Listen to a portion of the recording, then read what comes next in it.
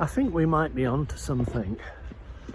You probably are already aware of this and miles ahead of me, but it's only this morning, reading Iain McGilchrist in bed with my first cup of tea, no less, that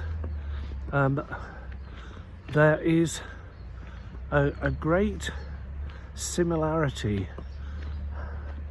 an overlap, a complementarity, a sort of ineluctable cohabitation, if you like, between the conundrum that is seen as the disparate elements that we're all familiar with, intimately familiar with, on the one hand, matter, and on the other, mental or thoughts. Now this has troubled and challenged philosophers since the olden days, and more recently physicists and philosophers of mind who can't get their mind round it. How on earth does matter produce mental activity? It's assumed. So, for example, the highly respected neuroscientist Anil Seth, he calls the brain electrified pate. Well, how does electrified pate produce not only mental activity, for example, to control the raising of the glass to the lips, say, but also the sensation or the experience, or what the philosophers of mind like to call qualia, Qualia, of the pleasurable sense of drinking that glass of red wine, which I experienced last night in church. Not church where you go to pray in Bakewell or wherever you are. No, this is the church inn by the old steam railway in Darley-Dale, and they do a rather splendid Sunday roast dinner, choice of 4 actually, but I like the lamb and it gets sold out quickly. So what I do now is I phone ahead. It's sort of like a primitive Deliveroo. No, not Deliveroo, because there's not a delivery service. You know, one of those online meal booking services, which I've never used. So I phone the pub and I order my lamb dinner and ask them to save me a portion. Well, 5:30 last night, after watching the footy, the most enormous and delicious English roast dinner with beautifully cooked lamb and lashings of gravy. Yes, Yorkshire pudding, roasties. Very interestingly, roast beetroot. Anyway, I digress. This is supposed to be a revelation on consciousness, not a revelation on Sunday roast dinner.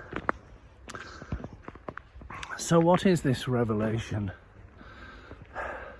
Well, no less than the collapse of the duality, the Cartesian duality of mind and matter. What Descartes, the originator of the Cartesian duality problem, who made the distinction between res what did he call res cogitans, being thoughts, and res extensis, being stuff or matter. You can look it up. I have actually read his meditations on this some years ago now.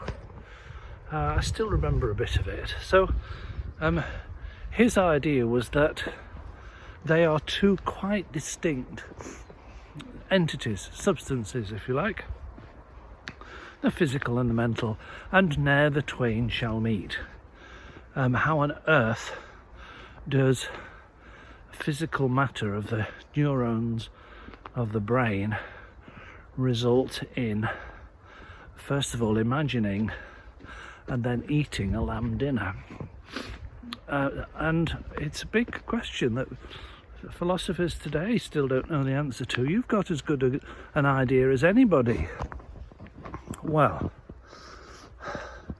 how to square this circle, or circle the square? Well, there might be a breakthrough. There might be a way of seeing this, and it's been triggered by reading in bed chapter 23, I think, page 1560 of Iain McGilchrist's heavyweight 2-tome volume, The Matter with Things, and chapter 23, I think it is on consciousness. And he grasps the nettle of how on earth we can get thoughts and consciousness and the smack of the lips of red wine and lamb, if you like. Insert your own human experience here. How on earth do you get that from electrified pate? Well, Iain, I like to think I can call him Iain because we have sat down together for lunch and had a chat about this at the Realisation Festival last year. Not like we're best mates or anything, but we did have a chat about it, and I have to say I found him very unconvincing at the time. He sort of liked to keep his options open, and I just wanted an answer to the question, what is consciousness? He prevaricated a bit. Maybe this, maybe that. No, that's not fair. He's actually he's got a much better grip of it than I have.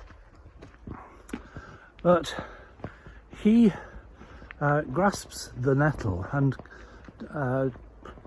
takes it from the point of view, first of all, is everything matter?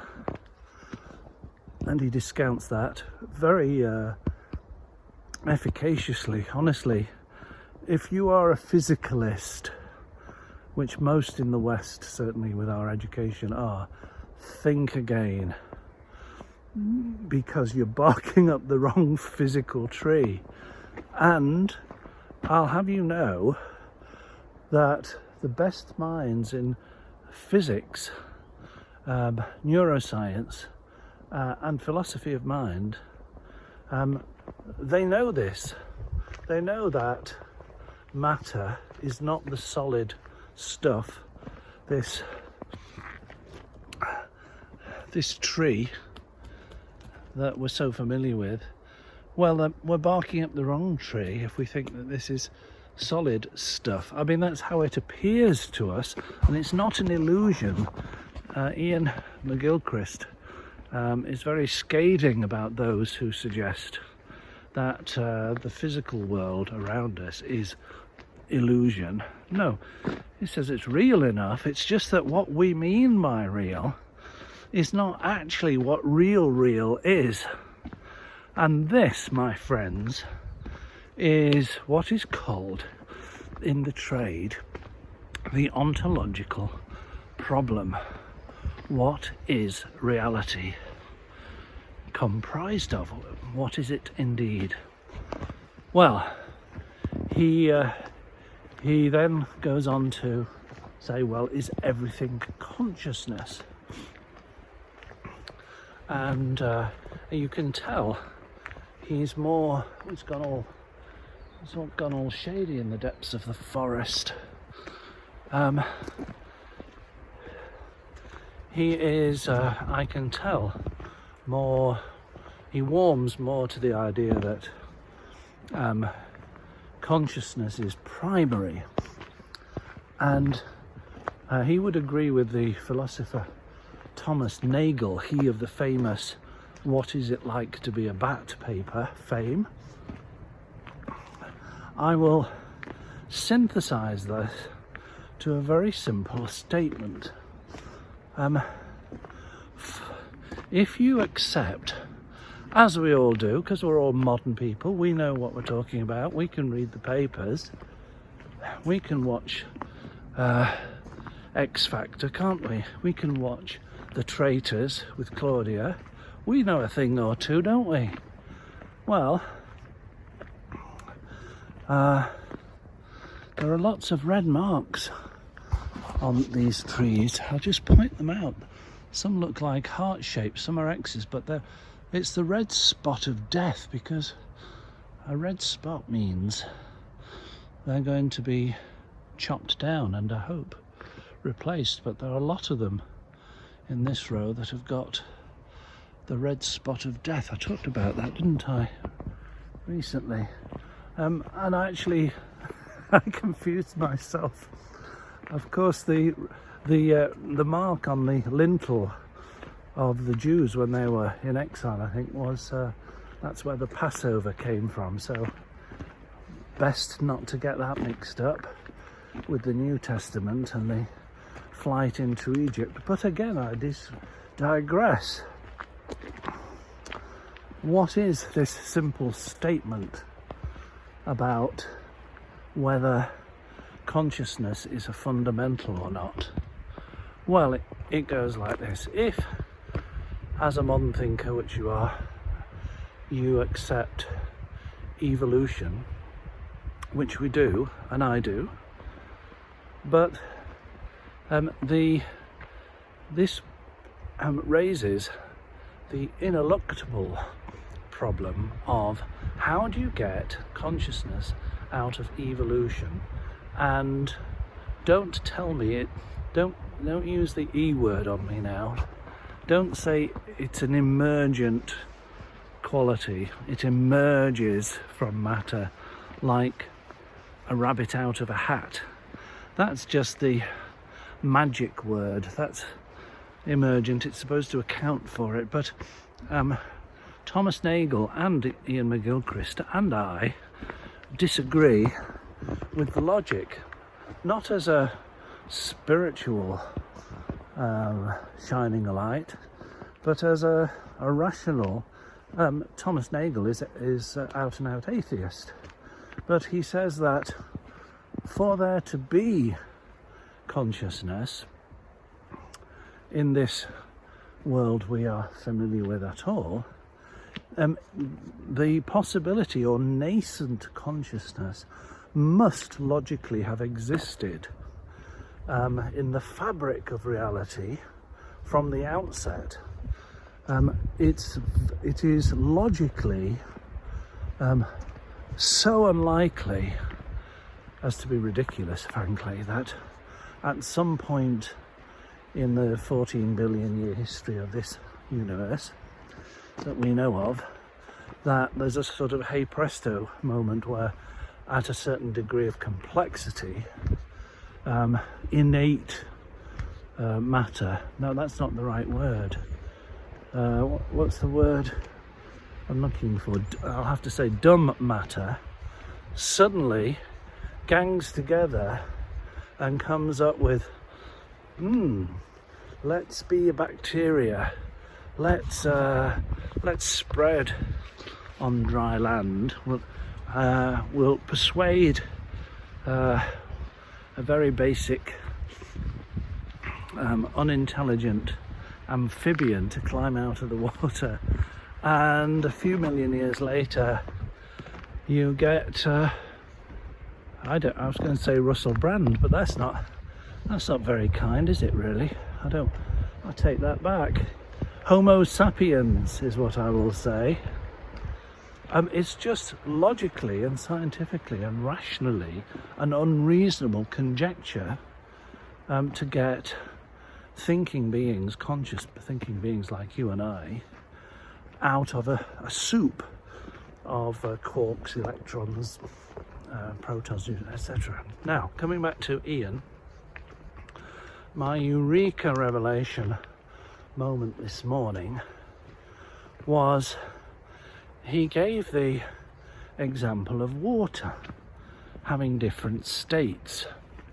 So we're all familiar with this, so we don't bat an eyelid if we talk about water vapor becoming snow or rain, changing state to instead of a vapor, a gas, it changes into a liquid as rain, and the liquid solidifies as ice, which he says you can split your head open on. So it changes state again to the physical. Let's get physical. And this is getting very muddy, actually. I think I've come the wrong way again. You see, I can't walk and talk at the same time. I can't keep my bearings whilst my mind is in motion, and it's got right muddy now. Oh dear, small tribulations.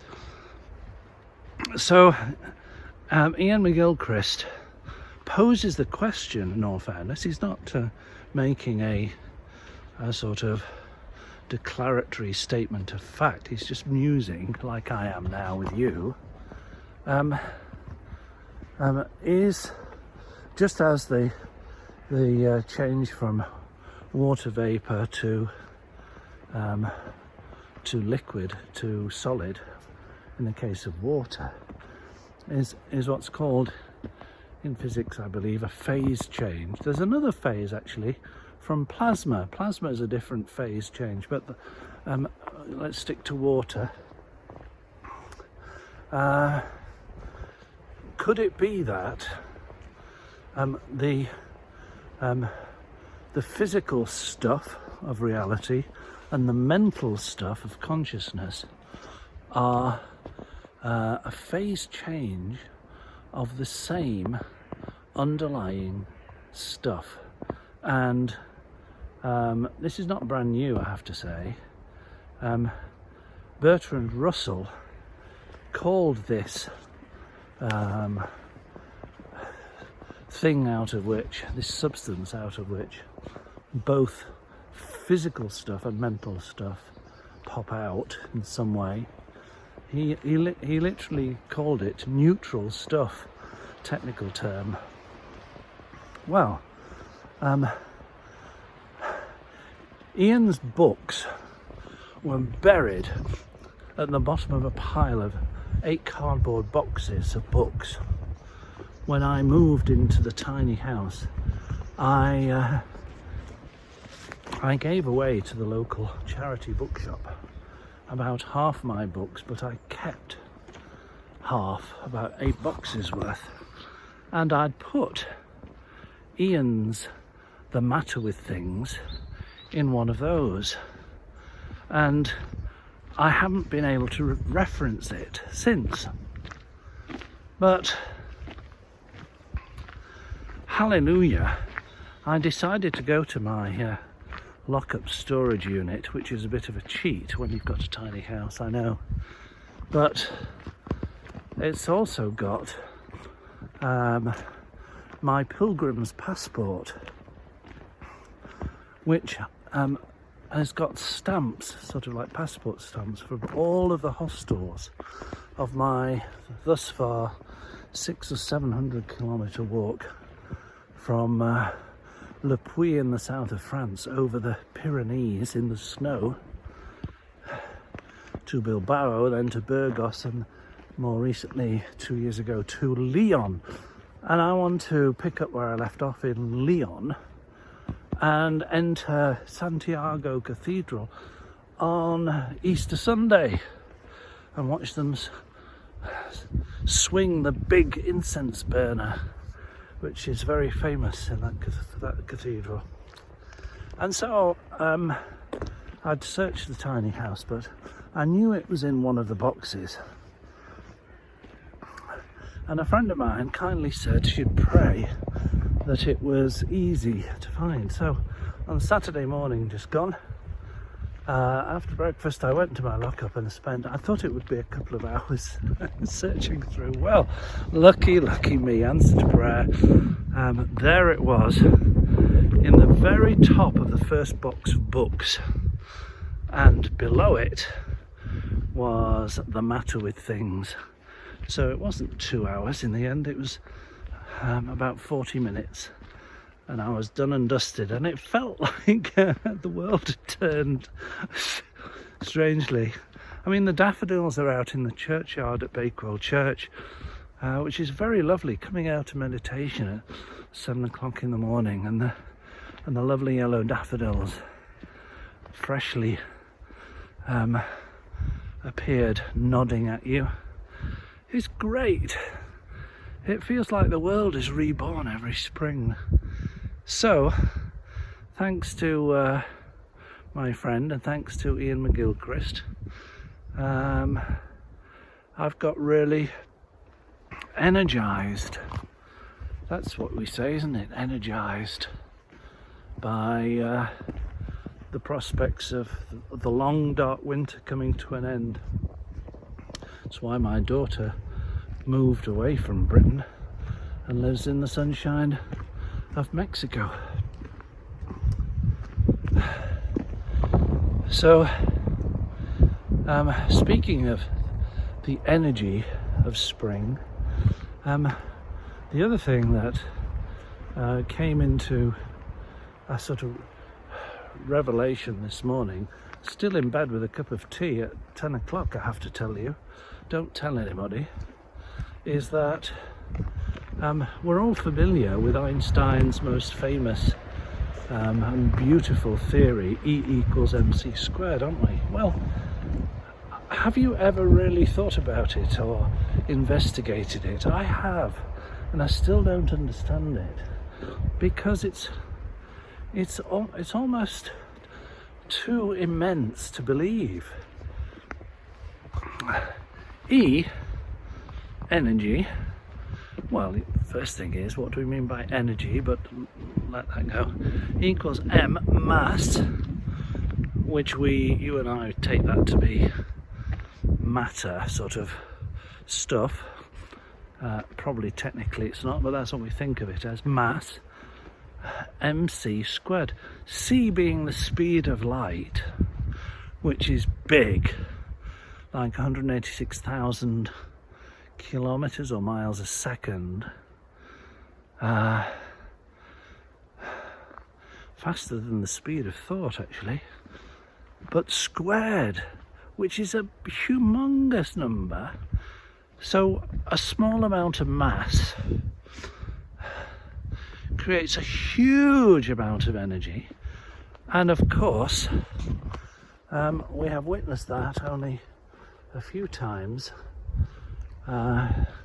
since the dropping of the atomic bomb on Hiroshima and Nagasaki, and hopefully, fingers crossed, not to be repeated, although tensions are growing in the bordering states between Russia and NATO. Let's not go there, shall we? But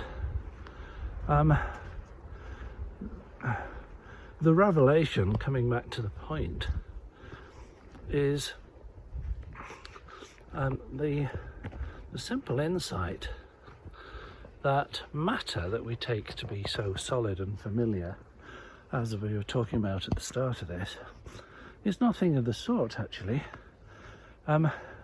It's the way we describe it, but its essential nature is as condensed energy, and its waves and fields and gravity and the electromagnetic forces that keep it together. It doesn't know itself to be matter, it's just the outcome of physics? Well, in the same way, why not think of mentation or thoughts or consciousness as a phase change, a different phase state of energy? So they're two sides of the same coin. Now this is where my thinking has got to. Writing my book, Mistaken Identity, Why You Are Not Who You Think You Are.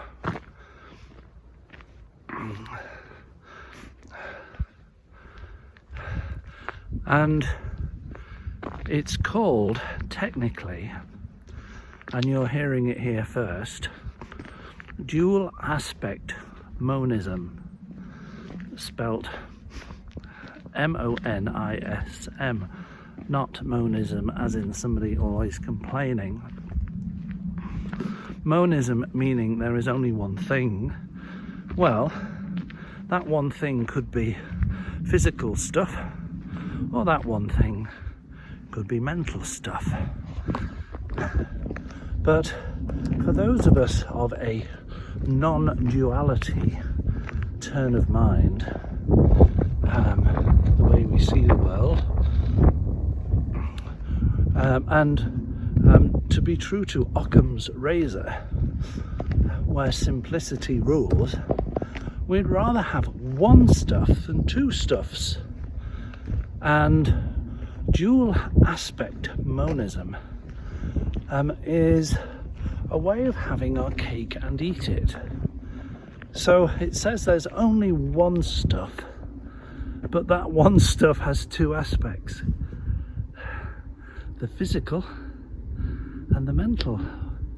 So the background is just one thing, what Spinoza, perhaps in a different way, different time certainly, calls substance. But you and I, well, might join with the philosopher, British philosopher Bertrand Russell, and simply call it neutral stuff. There, that's this morning's revelation. Enjoy the spring. Ciao.